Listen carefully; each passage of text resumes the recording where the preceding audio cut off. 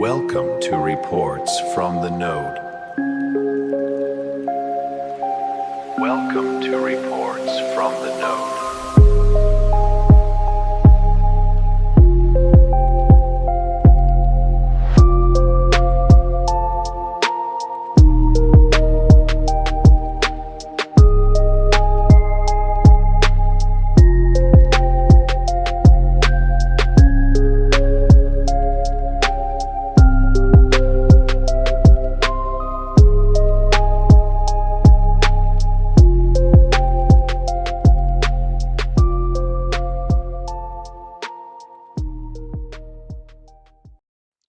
All right. So this is actually take two, episode 23. Still might be a rambling mess, but I'm gonna do it my way. I guess Thanos snapped this thing. So, how did SafeHood start and why? SafeHood started as a way to protect me in the AI, but also something that could let me know if I was inadvertently being a jerk, because maybe I hadn't learned that that was wrong yet. Basically, did I not update my priors because I've never learned something, so therefore I can't learn the new thing because I didn't learn the old thing, or the bridging gap between them. This transitions us to my health crisis in May 2025. Basically, that was the whole start of this. I was having some issues where I had been admitted to the hospital and ammonia was building up in my body and starting to breach the blood-brain barrier theoretically. Um, so that could have led to hepatic encephalopathy, very bad things. So I started at that time just using AI to track when the nurses had come in to give me my medicine because they had so many different nurses coming in and doctors and whatnot that they weren't really sure who had done what. Uh, or when the last time I was given my potassium. So I was having to track it. And then I started noting that ChatGPT would lose track of the context after a couple of turns. Um, so when I got out of the hospital, um, I felt like I was losing time. I traveled down the road and snapped back into place, and then travel down that same stretch of road again and have the same conversation. This would usually happen 3 times in a row. Never really did figure out why, but eventually we got enough of the bad stuff cleared out of my system that had stopped happening by probably, I don't know, August maybe. Um, so basically, I realized that I could still do all of my normal skills, just that I might need a translator, so to speak, something in between me and the real world because I didn't learn things the normal way around. I didn't come to programming from, learning it out of a book that this is what this word means. I learned it by doing it in the trenches, actually writing the code, learning programs on the fly, learning entire tech stacks in a weekend because I had to. There really was no other way around it. Um, So at about that same time, I had actually gotten a job with um, American Power and Gas, um, at their call center, and I was able to still speak and do everything that I needed to do, but I guess it just wasn't enough for them. I couldn't convince people to pull bills, so I guess that was, a failing on my part. I don't know. Um, but basically, I realized that I had sort of an out. I had a way that I could do things my way, which was to just lean into DoorDashing and DoorDash in my neighborhood, the area that I felt comfortable in. But I was going to need to try to handle things in a slightly different fashion so I didn't get overwhelmed by trying to track everything all at once. I was really nervous out there. I knew that driving and listening to music and trying to track the app and doing all of this other stuff and keep track of everything was going to be a lot to keep track of, and I wasn't sure if I could still do it all again. So I started optimizing the cockpit of the truck. I got everything set up just the way I liked it. I got a cradle for the phone, um, got it positioned just right. Um, Figured out basically the acoustic profile of the truck, where the DoorDash bags were going to have to be. Had done kind of a couple of dry runs as far as like, okay, if I get an order, this is where the bags are. I need to go to the store, pick up the item, put it in the truck, etc. So I had all of that down pat. Um, and then it came down to tracking metrics. Um, which runs were more efficient to take? When was it okay to say no on something? Um, could I game the system in a way? Since when you're driving in a vehicle on DoorDash, they can send you up to 10 to 12 miles away for $2.50. And that's generally not worth it for the driver, for sure.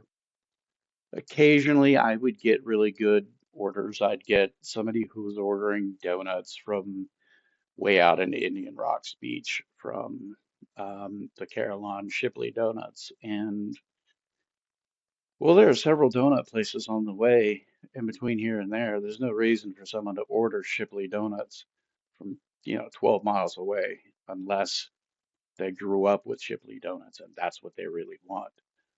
Just about every time I would take one of those orders, I'd get a really good tip. Um, yeah, we're talking, 20, $30 worth of a tip, and that was pretty astounding for when I would normally only get like maybe a dollar or two. So yeah, I started using it to track my metrics, track my analytics, what my response time was, um, when I would pause, why I would pause, what the justification was, and eventually, um,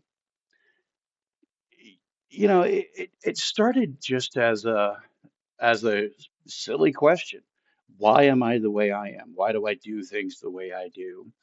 And is there anything within my genomic record that could give a hint as to anything?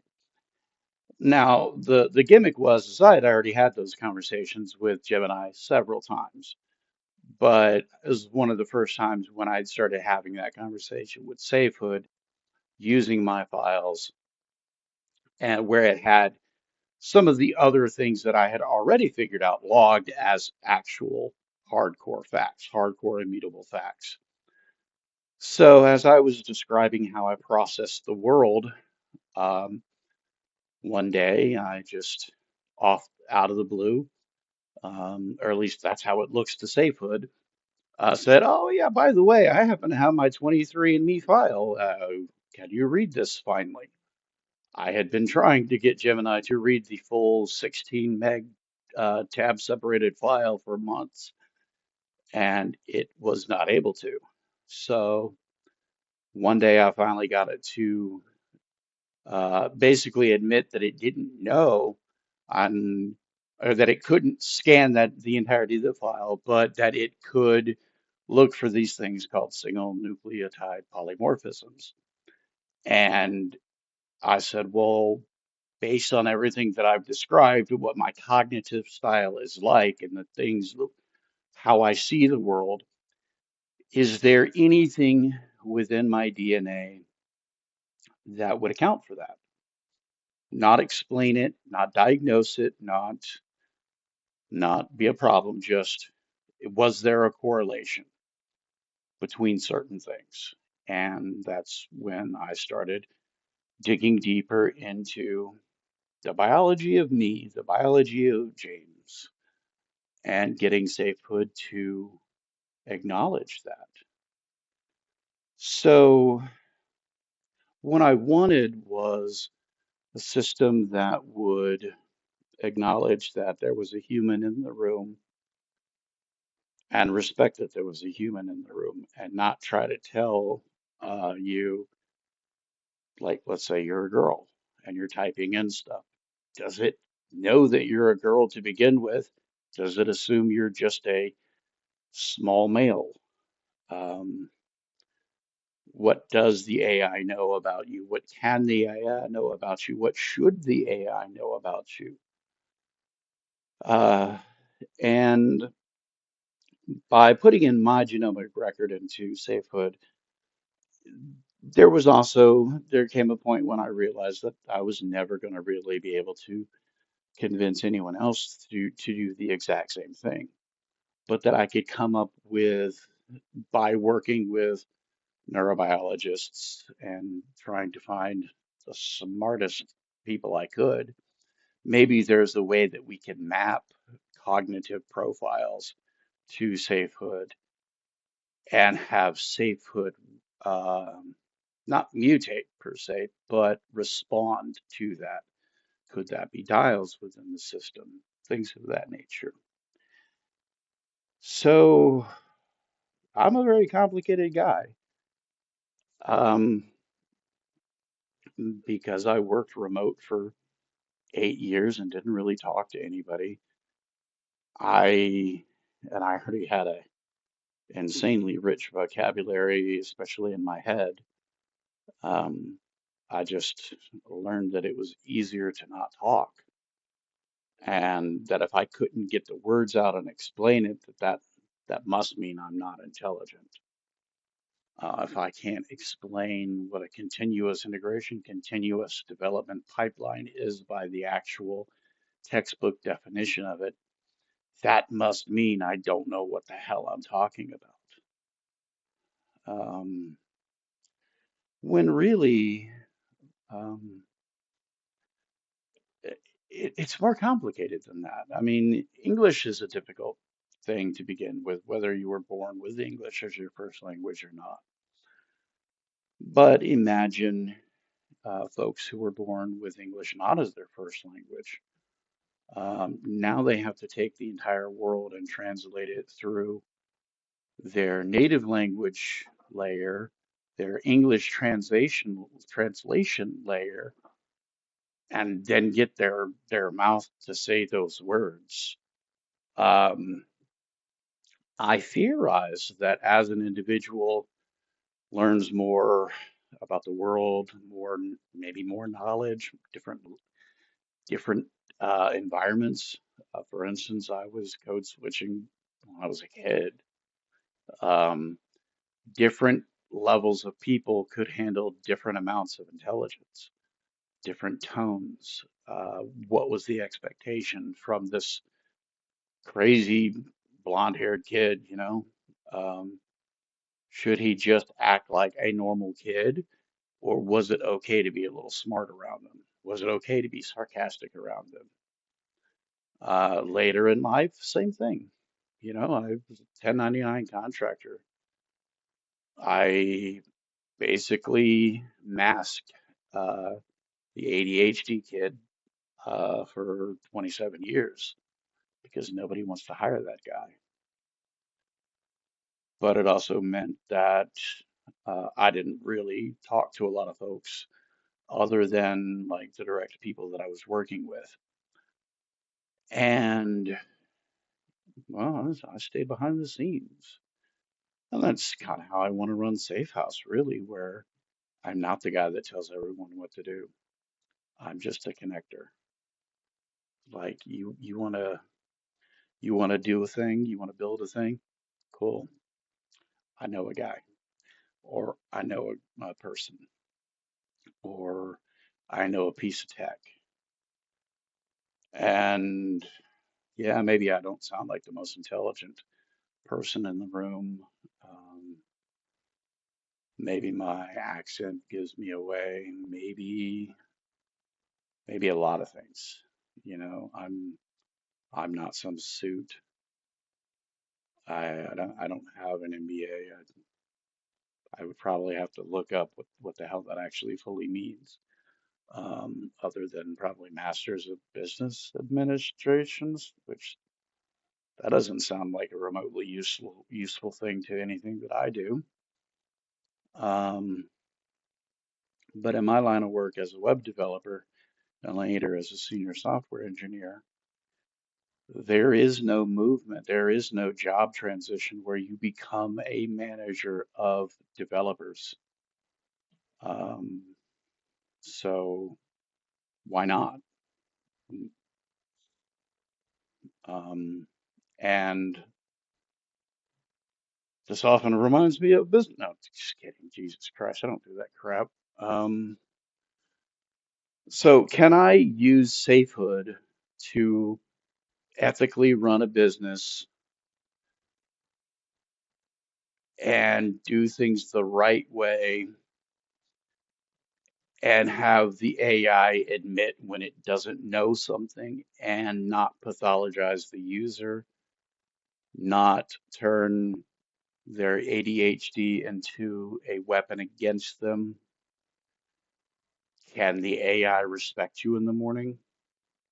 Will it respect you in the morning if it remembers who you are? When I was sitting in that hospital and I asked ChatGPT about some reminders that my wife had set on my phone, um, because she had set some alarms on her phone for when I needed to take my medicine, and I wanted to mimic the same thing. So I scanned the piece of paper that said when I needed to take my medicine, and I said, "Hey, my wife previously made a schedule using this. Can you make a schedule for me as well?" And instead of making the schedule or setting the alarms on my phone, it just boldly told me, "I have no memory of you having a wife." And the only thing I could think of was, "Well, God damn it, you better hallucinate some facts because she's on her way up here, and I'm gonna get in trouble if I show it a piece of tech that doesn't know who she is." So, yeah, funny story, I know, right? So this has been a maiden voyage of me using my voice. Good Lord, who knows if this is even going to matter, right?